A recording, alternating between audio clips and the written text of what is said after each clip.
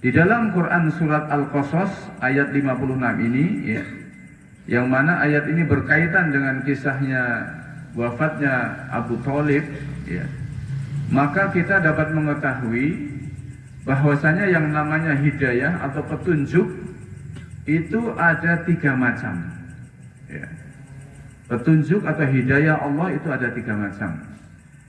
Yang pertama adalah hidayatut taufik wal ilham. Hidayah taufik wal ilham, dan ini sumbernya adalah dari Allah Subhanahu wa taala semata. Hak prerogatif Allah taala. Tidak bisa seorang hamba memberikan hidayah taufik. Bahkan khairul bashar ya, khairul mukhtar Nabi Muhammad Sallallahu Alaihi Wasallam, yang namanya Nabi Muhammad orang yang paling tinggi, yang derajat takwanya paling tinggi, ya, paling mulia. Bahkan beliau tidak bisa memberikan petunjuk kepada kerabatnya, bahkan kepada orang yang sangat dicintainya, yaitu Abu Thalib. Karena hak hidayatut taufik itu hanyalah minallah semata. Hanyalah dari Allah Subhanahu wa taala semata. Buktinya apa? Buktinya di dalam Quran surat Al-Qasas tadi. Innaka la tahdi man ahbabta. Innaka ka dhamir ka di sini adalah kembali kepada Rasulullah sallallahu alaihi wasallam ya. Engkau wahai Muhammad, sesungguhnya engkau wahai Muhammad tidak bisa memberikan petunjuk hatta bahkan kepada orang yang engkau cintai. Ya, ini contohnya Abu Thalib. Ya. Hidayah taufik ini, ya, hidayah yang membuat panjenengan itu semangat di dalam mengamalkan agama, semangat di dalam ketakwaan kepada Allah Ta'ala, mudah langkah kakinya kepada kebenaran dan kebaikan. Ya. Itu adalah hidayah taufik dari Allah Ta'ala. Dan orang kadar hidayah taufiknya itu berbeda-beda. Ya. Jenengan satu dengan yang lain sama-sama di MBI, sama-sama ngajinya kepada Ustadz Romlan Hafizahullah Ta'ala, ngajinya bareng, ilmunya bareng, tapi hidayah taufiknya belum tentu sama. Ada yang satu sangat mudah untuk diajak kebaikan, yang satu perlu dijabri, kadang perlu disamperin gitu ya. Yang lain ngaji langsung berangkat, yang lain perlu dibikin acara touring pas ngaji baru berangkat. Nah, ini katanya Ustaz Romlan loh kepada saya. Ya. Jadi ngomong beliau nggak ada, saya sampaikan ke jenengan. Bocoran. Jadi Ami Hanif itu kalau MBI ini kalau acaranya ngaji dok, yang datang ya paling 50 orang gitu. Tapi kalau saya bikin touring pas ngaji, wah yang datang bisa ratusan orang. Wah, Masya Allah Ustaz ya. Jadi memang ya namanya kadar orang beda-beda ya gitu. Nggak tahu yang siapa yang ya, nggak tahu ya jaringan sendiri. TV yang tahu itu. Ya. Sama di Peduli Muslim juga sama Mas Jati mana itu yang tahu. Ada yang semangat nolong ya janda dan anak yatim. Gitu. Ada yang pura-pura nggak tahu gitu ya. Semacam. Termasuk di depan saya kan pondok pesantren ya, namanya ilmunya juga sama, wong gurunya sama. Tapi kalau saya amati itu bangun sholat subuhnya juga beda-beda. Ada yang azan pertama sudah bangun langsung wudu, ya, langsung ada yang mandi juga kadang-kadang gitu, langsung sholat tahajud. Ada juga yang bangunnya azan kedua baru bangun. Ada yang Masya Allah sudah hampir komat mau bangun. Ada juga yang seperti itu. Itu kan hidayah taufiknya beda-beda antara satu orang si fulan dengan orang dan fulan yang lain. Oleh karena itu kita yang hidayah taufik ini harus senantiasa mohon kepada Allah Subhanahu wa taala.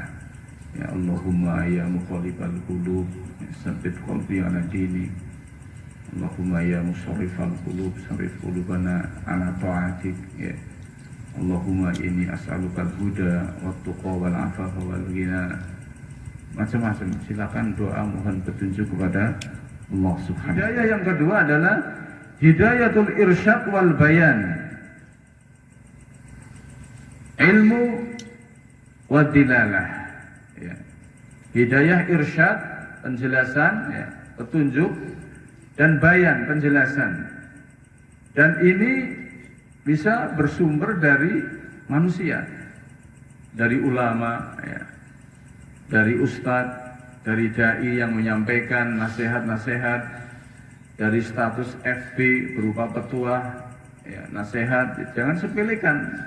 Itu kalau antum bikin status di WA, di FB atau di bin IG, kemudian orang membaca tambah semangat, ya, akhirnya ngerti kebenaran, itu juga hidayatul irsyad wal bayan. Masya Allah, luar biasa yang seperti itu. Dan itu bukan hanya tugas seorang ustadz, seorang ulama, antum saja bisa. Antum bisa, ya, nulis status, nanti malam ada pengajian di KJ dan berbagai macam komunitas. Kebetulan ngajinya insya Allah plus ngopi, plus gorengan hangat. Nah, ada temannya yang tertarik, akhirnya datang. Itu kan hidayah juga. Ustadz menjelaskan seperti ini, ya. Itu juga hidayatul irsyad wal bayan. Antum nasihati teman-teman antum untuk bisa kokoh dan istiqomah dalam kebaikan, untuk tetap berada dalam circle yang teman-teman yang ngaji, yang sunnah. Itu juga hidayatul irsyad wal bayan. Ulama nulis kitab, ya, itu juga Masya Allah hidayatul irsyad wal bayan. Kemudian hidayah yang ketiga, ya, dan ini sebagian ulama menuliskan, ya, adalah hidayatul istiqomah. Kalau tadi hidayatul irsyad wal bayan dalilnya banyak, antum bisa baca di antara dalam kitab Tauhid yang disyarah oleh Ustadz Firanda Andirja yang kitabnya 1, 2, 3 jilid, ya, atau juga dalam kitab Qaulul Mufid juga ada, Masya Allah. Dalilnya diantaranya wa innaka lah tahdi ila siratim mustaqim, dan sesungguhnya engkau Muhammad telah memberikan petunjuk kepada jalan yang lurus. Loh, tadi di ayat innaka la tahdi, Nabi Muhammad tidak bisa memberi petunjuk, tapi dalam ayat Asy-Syura, Quran Asy-Syura ini ternyata Nabi Muhammad bisa memberikan petunjuk. Seolah-olah bertentangan ayatnya. Penjelasannya gimana, Mas?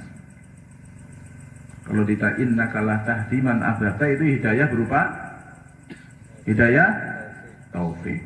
Kalau ayat yang Quran Asy-Syura ayat 52 ini berupa hidayah irsyad wal bayan. Jangan bingung ya. Karena ada orang liberal nulis ini, orientalis nulis ini Al-Quran, ternyata Nabi Muhammad juga bisa memberikan petunjuk, hidayah, juru selamat. Ini kan kayak Tuhan. Ada yang nulis seperti itu dari orang-orang liberal. Antum jangan bingung. Yang dimaksud kalau Rasulullah bisa memberikan petunjuk berarti hidayah irsyad wal bayan. Kalau tidak bisa itu berarti hidayah. Tiga adalah hidayah istiqomah. Orang kalau sudah mendapatkan hidayah taufik dan hidayah irsyad wal bayan, ya, belum tentu dia bisa istiqomah. Apalagi di akhir hayat kehidupan seorang manusia, itu belum tentu. Bahkan orang yang mendapatkan hidayah irsyad wal bayan, ya, ilmunya lebih tinggi, bahkan pernah kuliah di luar negeri sampai S3, belum tentu hidayah taufiknya lurus. Ya. Contohnya banyak, orang yang kuliah sampai doktoral, tetapi ternyata akidahnya tidak selamat, amalannya rusak. Ya. Mau saya sebutkan nanti jadi masalah, nggak usah disebutkan. Ya, pokoknya terkenal orangnya. Dan contoh yang lain banyak sekali. Dan nggak usah jauh-jauh, di antara kita saja, belum tentu ilmunya yang lebih tinggi itu lebih semangat dalam beramal agama. Gini apa nggih? Betul, ya. Mungkin ada orang yang bahkan kata Rasulullah SAW, innal abda, ya, liyabluhu ya, bihusni khuluqihi adima darajatil akhirah wa syarfal manazil wa innahu la dha'iful ibadah. Ibadahnya itu lemah, ya, tapi dia mempunyai derajat yang tinggi di hadapan Allah, kedudukan yang mulia karena apa? Akhlaknya yang baik. Ibadahnya lemah, disebutkan oleh para ulama di antaranya ilmunya ya biasa-biasa saja, tapi amalannya Masya Allah luar biasa. Dia paling gercep membantu orang lain, ringan tangan membantu temannya yang kena musibah. Mungkin ilmunya biasa, tapi amalannya luar biasa gitu maksudnya.